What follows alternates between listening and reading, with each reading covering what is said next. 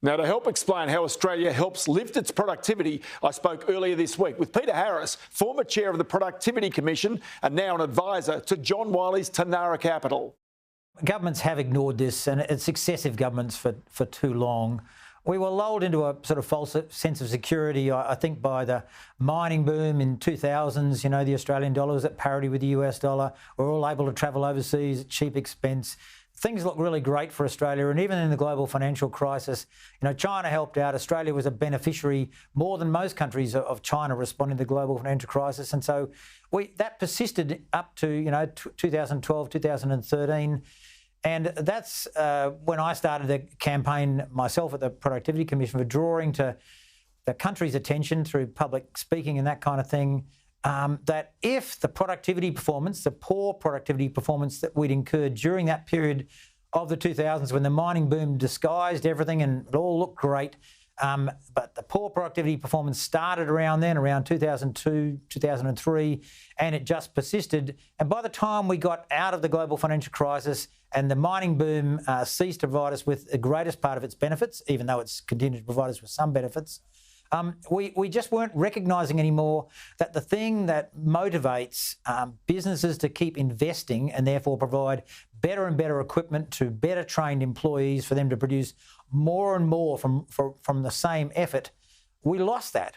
We've just lost that flywheel, and we really haven't recommitted to creating it because the kinds of things that we need to do look remote, hard and difficult because they're in education and they're in innovation, and they're in patents, and they're in competition policy.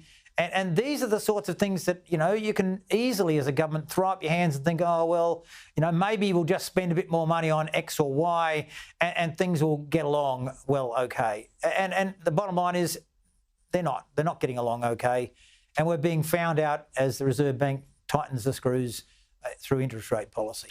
So then you talk about those things, about the innovation, about the competition, about the education. Now, where is it the government needs to act urgently to get the improvements in the productivity? Just give me some key examples that you've banged on about over the years that really government should just draw a line in the sand and say, this is where we are going. Well, the education system's a good place to start because the two primary drivers of productivity that really will matter are education and the innovation that comes from it. So you don't just get innovators sort of popping up without some kind of intellectual background, whether that's self-developed or whether it's developed through the formal education system. Now, the public sector can help you with the formal education system, and we've let that slip. We know that today's 15-year-old in mathematics is performing at a year's less level than they were in 2000. We've lost like a year's quality of schooling by the nature of the education system. And the Commonwealth can look at the states and say, well, you're primarily responsible for that. But the Commonwealth's the party that can bring resources to bear to make supporting change in that area. And so we've used the example in the past that we have too many teachers teaching out of area. So we need additional teachers, and we need to bring back to kids, or bring it to kids, people who have worked in other areas of business. So, you know, we can get better IT teaching through having ex-IT specialists if they're brought back into the system, given 12 months in education training and brought back into a classroom. And we can motivate kids to want to stick with that in an area where we're clearly short of capacity and capability. And so it's the Commonwealth working with the states to improve the education system. And once you get to post-secondary, to either the TAFE system or to university, we have a lot of kids who make a decision then to take up something that they're good at, and they get the qualification and they find that while they're good at it, there isn't a job at the end of that, or not a job that's going to suit them. And so this ability for them to go back and be retrained, we don't support people to do that. We give them a one shot in the locker after you've finished your secondary education, and that's it.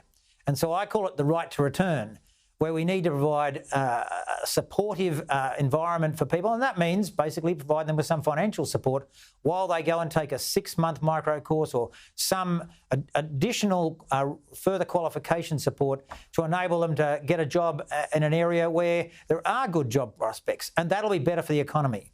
Because one of the biggest drains you've got in economies, and we see it in Europe, biggest drains you get in the economy, Ross, are people who are trying to get jobs in areas where it's not really going to benefit the overall show.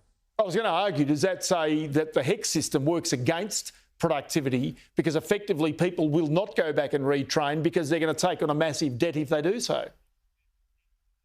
That's right. So you need to, for this right to return, you'll need to waive HEX. In other words, once you've got one debt, once you've had your one shot in the locker, well, that's fine, and you've come out with your debt. You shouldn't be getting more debt if you're prepared to go back, effectively put your life on hold, be retrained for the kind of position that the economy does need. And there's a lot of that kind of activity. I guess we've done some studies when I was at the Productivity Commission that showed first the TAFE system was losing people committed to completing their qualifications, and more lately it's the higher education system itself as a totality.